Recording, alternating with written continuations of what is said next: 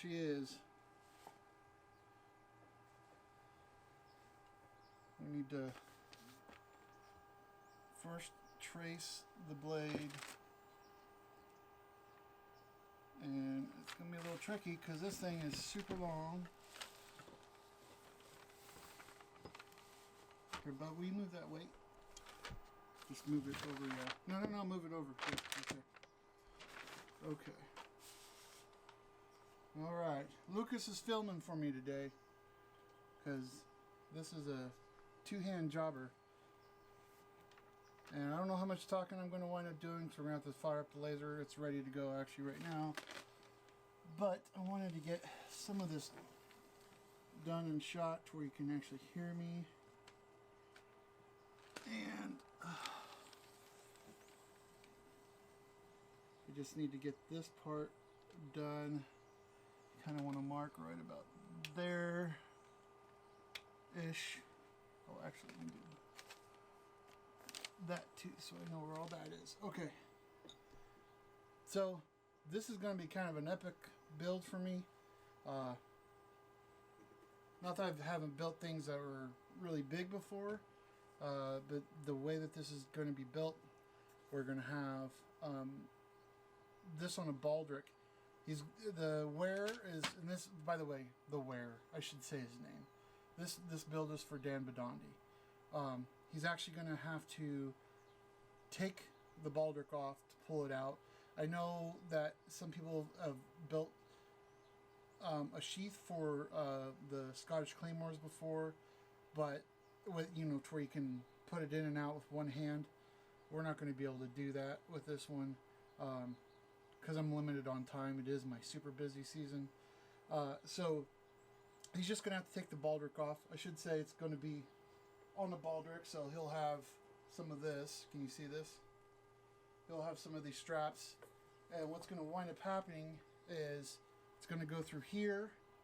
This will wind up being like kind of like a shoulder pad, but it's more there, not necessarily for looks, but to take the weight of the baldric off of his shoulder, or distribute it better, I should say.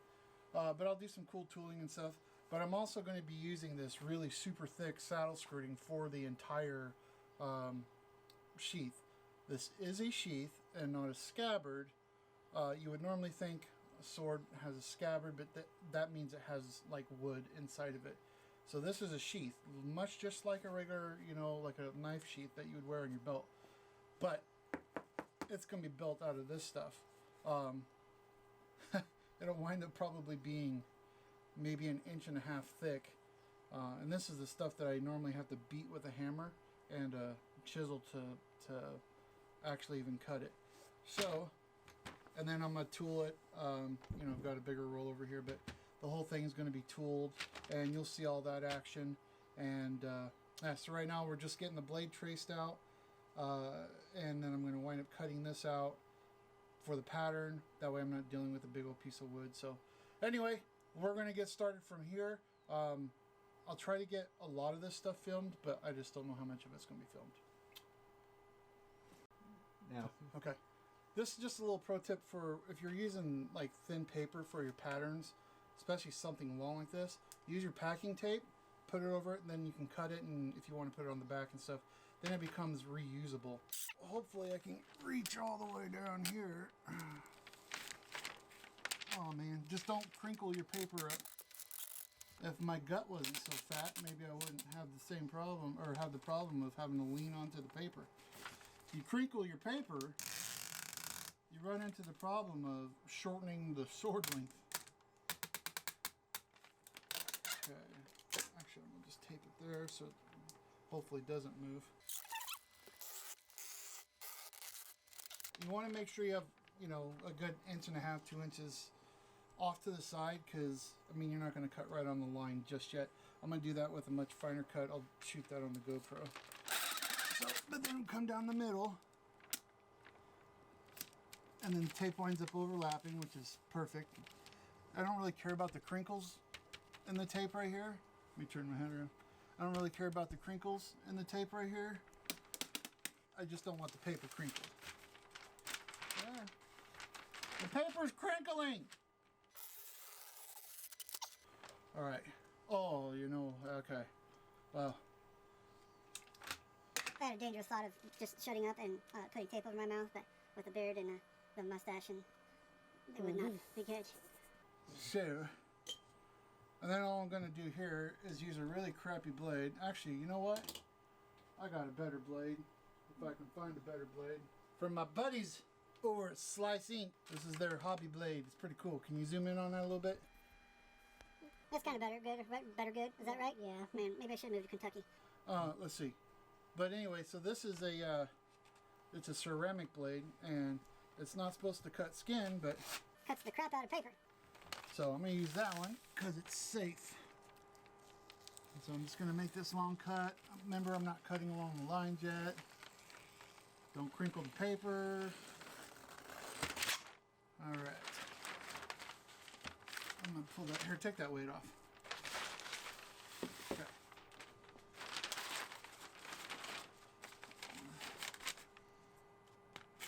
Because this will be much easier to do without that big piece of paper. All right. Stay. Okay. Oh, I said stay. I can't reach that for. Too fat. Okay. Oh nope, don't want to cut there. Okay,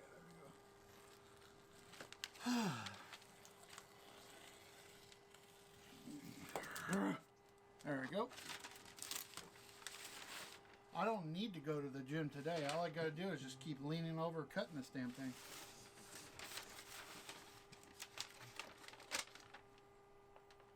I mean, I do get a lot of exercise, especially with my right arm. Because when I sit in Lazy Boy, it's always that motion of pulling the feet part up. That really wasn't funny, was it? Maybe. Okay. Get off! No! I said off! There we go. Alright. Now I'm going to come down here and cut off all this excess.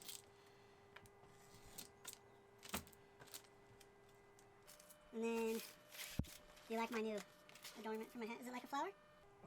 It doesn't look like a flower at all. Oh, okay. Alright. And then we'll come up here and cut off that excess. And bam! Now we have a crooked pattern. What do you mean it's crooked? It's crooked. Look at it.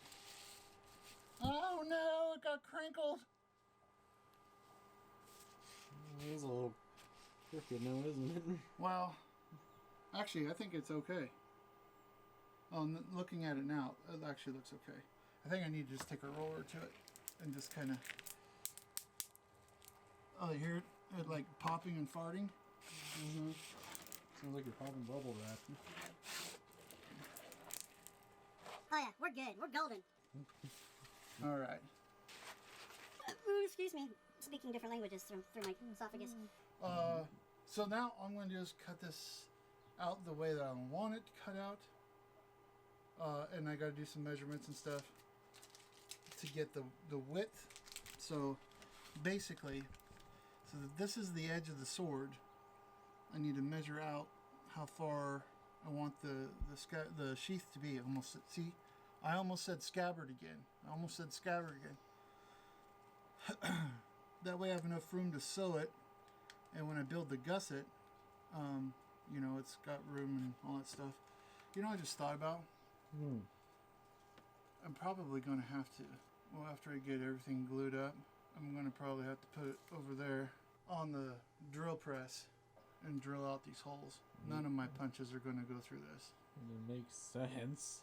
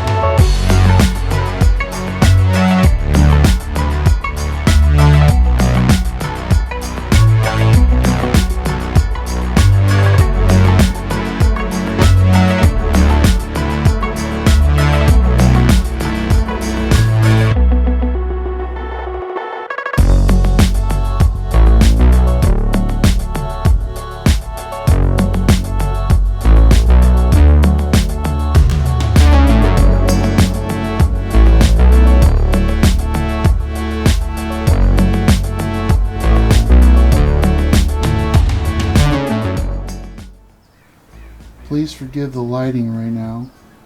This thing is just so large. So it looks like it's black on my little camera, but it's actually not. It's a very dark green, and I think it came out pretty awesome. Now, I'm going to be real with y'all.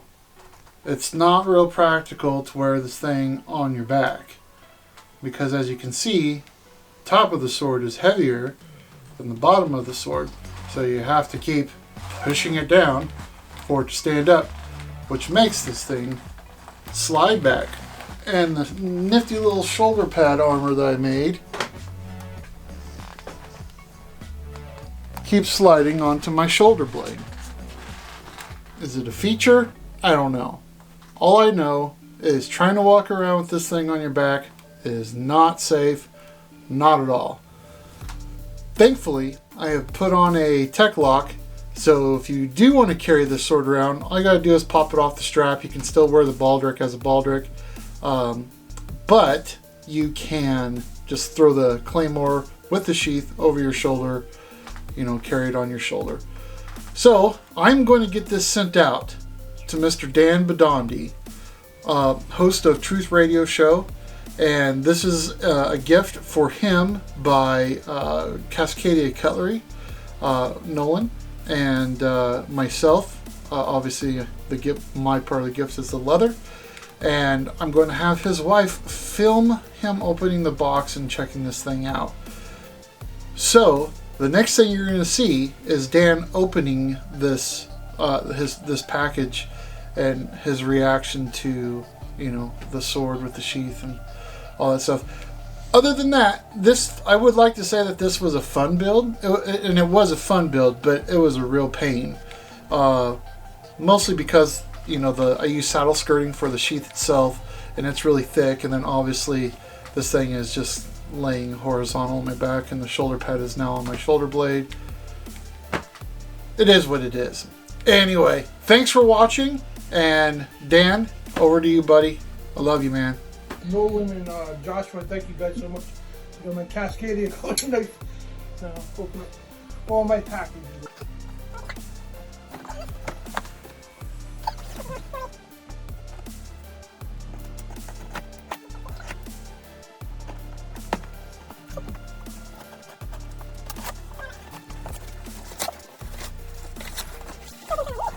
Excalibur. Wow. That's awesome.